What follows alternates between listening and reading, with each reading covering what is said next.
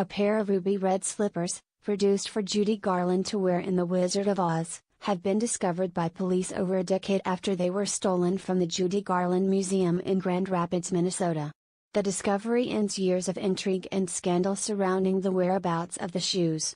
The slippers were recovered during an undercover operation in Minneapolis, the FBI revealed in a news conference today. Their lead came in summer 2017 when an individual approached the company that insured the slippers, claiming he had information about the shoes and how they could be returned. It quickly became clear he was attempting to extort the slippers' owners and police were contacted. Lost in Hollywood, A History of Missing Movie Props, and Pictures. Read more. Special Agent Christopher Dudley, who led the investigation from the FBI's Minneapolis division, explained that our top priority was the safe recovery of the slippers. He added that multiple suspects have been identified but that law enforcement are still working to ensure that we have identified all parties involved in both the initial theft and the more recent extortion attempt for their return.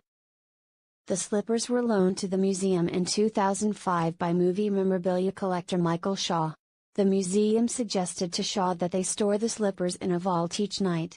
Shaw rejected the offer. He didn't want people handling the valuable slippers daily and was sure the museum's general security would suffice. This proved to be a mistake. One morning in August 2005, museum staff found the slippers gone, the case containing them smashed. An alarm had been tripped yet had apparently failed to notify police as it was programmed to do. The biggest thing that ever happened to our museum was getting the slippers stolen. We were literally crying, museum co-founder John Miner told local station KQDS shortly after the robbery. In the following years, there have been numerous attempts to try to locate the slippers. Police initially offered a $250,000 reward for any information leading to their return.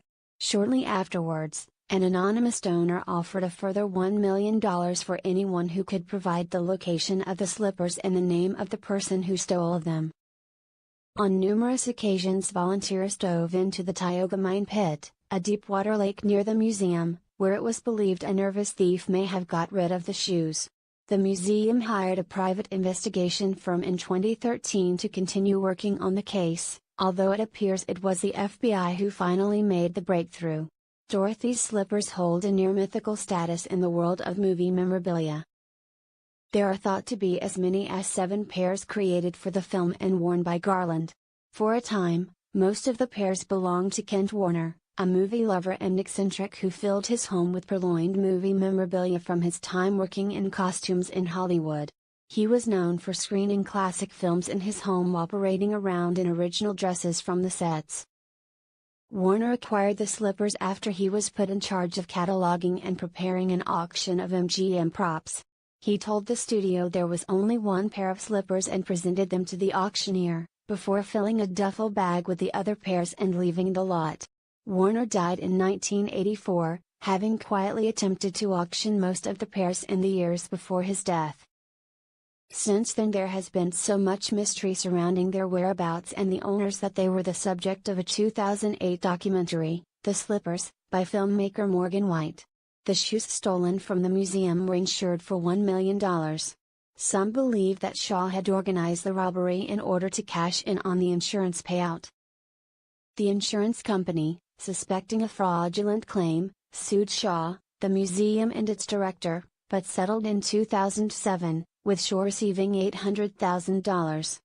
This article was amended on September 5, 2018. The Judy Garland Museum is in Minnesota, not Minneapolis as an earlier version said.